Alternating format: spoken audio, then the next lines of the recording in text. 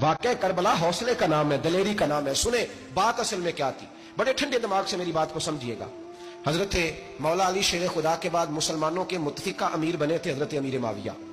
انہیں امیر کس نے بنایا تھا؟ امام حسن نے.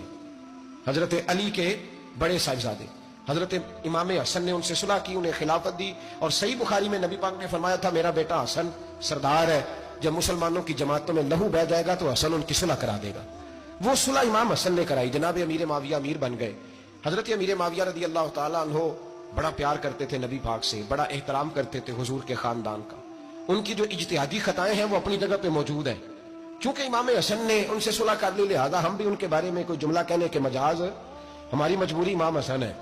اس لیے کہ جسے امام حسن صحیح کہے پھر امام حسن کے ماننے والے کو اسے غلط نہیں کہنا چاہیے. حضرت امیر معاویہ رضی اللہ تعالیٰ عنہ کا جب وصال ہوا تو حضرت امام حسن پہلے ہی ان سے وصال کر گئے، آپ کو زہر دے دیا کہ آپ شہید ہو گئے. امام حسین موجود تھے تو یزید کے بارے میں لوگوں نے کہا جناب امیر معاویہ سے کہ یہ ٹھیک ہے، مناسب ہے اور بہادر ہے، دلیر ہے، وہ جو ہوتے ہیں نا خوش آمدی ٹولہ. تو حضرت امیر معاویہ کے گرد بھی کچھ ایسے لوگ تھے، انہوں نے آپ سے کہا کہ یزید کو نامزد کر دیں. تو آپ نے یزید کو بلایا، حوالہ مجھ سے دیکھ لیجئے گا. بلا کے فرمایا کہ 3 بندوں کے سامنے اپنی خلافت پیش کرنا، اگر وہ تجھے مان جائیں تو امیر بن جانا، نہ مانے تو چپ کر کے گھر بیٹھ جانا. وہ 3 بندے کون ہیں؟ جناب عبداللہ ابن عباس، حضرت عبداللہ بن زبیر اور امام حسین رضی اللہ تعالیٰ. یہ وصیت فرمائی جناب امیر معاویہ.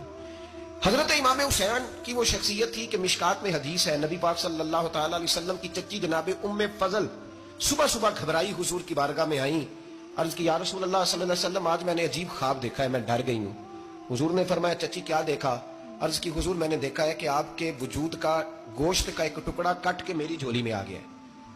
حضور یہ کیا ہے؟ تو محبوب خواب سن کے مسکرائے، فرمایا چچی یہ پریشانی والا خواب نہیں، یہ تو خوشی والا خواب ہے.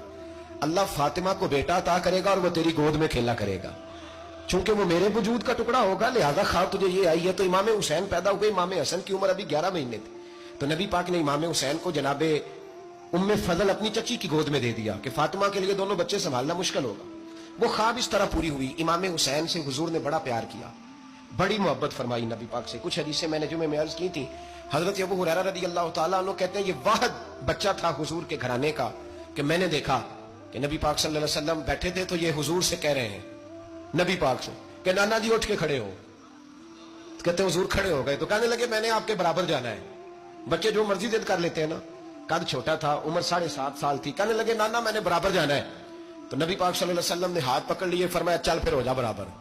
تو حضرت ابو ہریرہ کہتے ہیں انہوں نے حضور نے ہاتھ پکڑے، اوپر کھینچا تو امام حسین نے پہلے اپنے پیر حضور کے گھٹنوں پہ رکھے، پھر نبی پاک کے سینے پہ رکھے، اور جب ان کا قد سر تھوڑا سا حضور سے اونچا ہو گیا تو محبوب فرمانے لگے چل بس کر، تو نے تو کہا تھا آپ کے برابر ہونا ہے، تو اوپر نکل گیا ہے، چل بس کر. فرماتے ہیں پھر امام حسین نے زبان باہر نکالی تو محبوب ان کی زبان چوسنے لگے، پھر ساتھ لٹا لیا اور انہیں سونگنے لگے.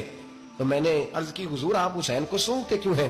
تو فرمایا ابو ہریرہ مجھے حسین کے وجود سے جنت کی خوشبو آتی ہے، مجھے حسین کے وجود سے جنت کی. ایک دن حضور گزر رہے تھے، اصل اس طرح تھا کہ یہ نبی پاک کا حجرہ تھا.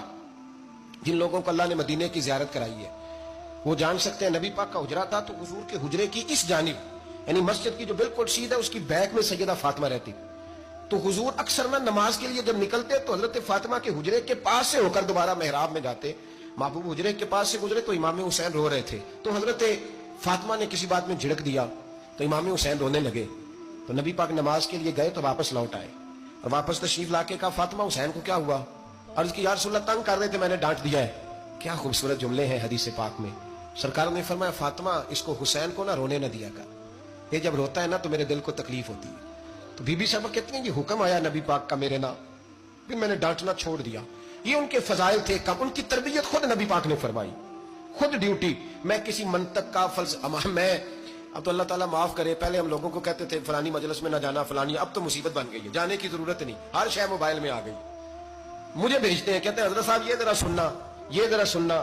کل کراچی سے کچھ مہمان آ گئے تو اب بچوں نے وہ کلپ سنبھال کے یہ مولوی دیکھو کیا کہتا ہے. اب آیتیں پڑھی جا رہی ہیں قرآن پاک کی، اتنا ٹکڑا یہاں سے لیتے ہیں، اتنا ٹکڑا یہاں سے لیتے ہیں اور ملا کے پتہ نہیں کون سا مکسچر بنا رہے ہیں. کسی آیت کا ترجمہ نہیں، کوئی واضح حدیث نہیں، ایسے ہوا ہوگا پھر اس کو اس سے جوڑ لیں تو کیا بنتا ہے، اتنی جمع کر. یہ کون سا دین ہے جو توڑ مروڑ کے بیان کر رہے ہیں؟ کون سا مذہب ہے؟ دین تو واضح کھلی کتاب ہے.